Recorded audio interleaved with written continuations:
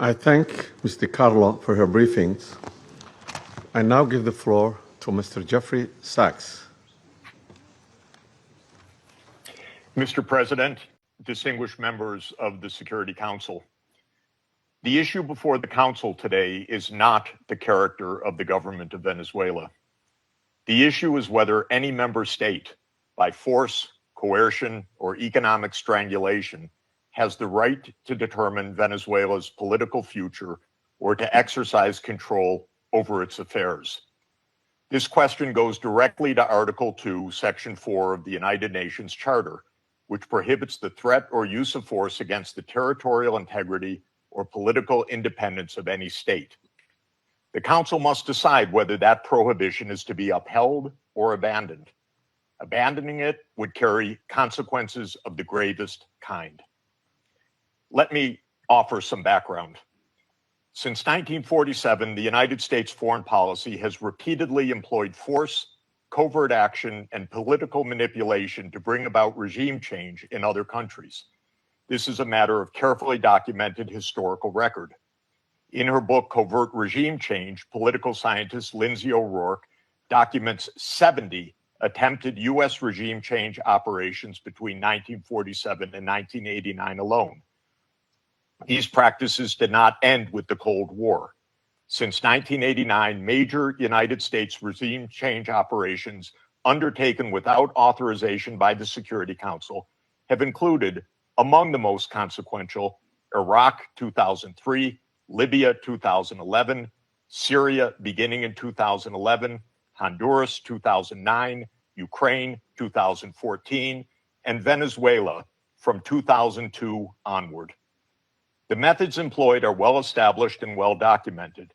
They include open warfare, covert intelligence operations, instigation of unrest, support for armed groups, manipulation of mass and social media, bribery of military and civilian officials, targeted assassinations, false flag operations, and economic warfare.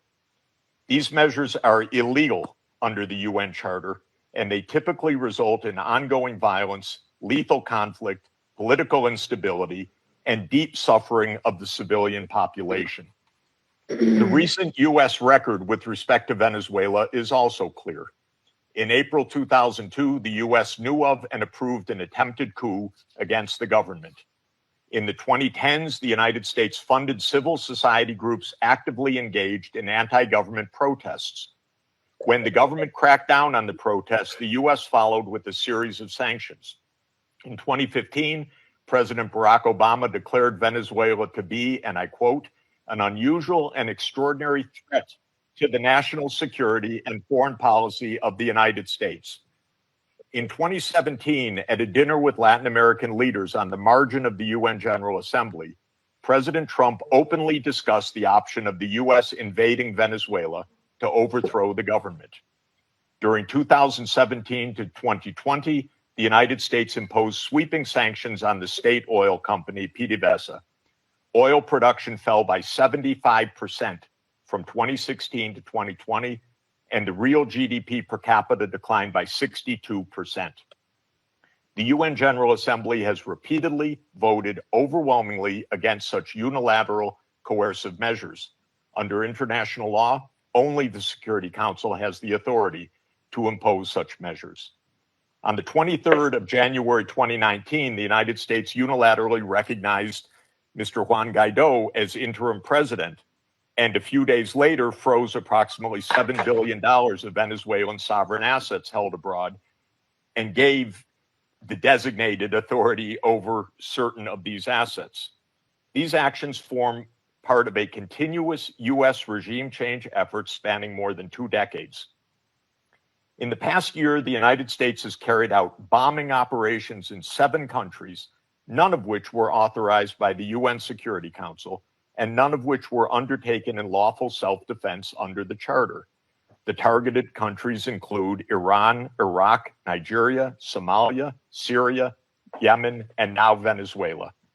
In the past month, President Trump has issued direct threats against 6 UN member states, including Colombia, Denmark, Iran, Mexico, Nigeria, and of course, Venezuela. Members of the Council are not called upon to judge Nicolas Maduro. They are not called upon to assess whether the recent U.S. attack and ongoing naval quarantine results in freedom or in subjugation. Members of the Council are called upon to defend international law, and specifically the UN Charter. The realist school of international relations, articulated most brilliantly by John Mearsheimer, accurately describes the condition of international anarchy as the tragedy of great power politics. Realism is therefore a description, not a solution for peace. Its own conclusion is that anarchy leads to tragedy.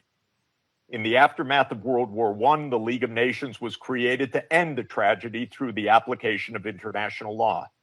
Yet the world's leading nations failed to defend international law in the 1930s, leading to renewed global war. The United Nations emerged from that catastrophe as humanity's second great effort to place international law above international anarchy. In the words of the Charter, the UN was created, quote, to save succeeding generations from the scourge of war, which twice in our lifetime has brought untold sorrow to mankind. Given that we are in the nuclear age, failure cannot be repeated. Humanity would perish. There would be no third chance.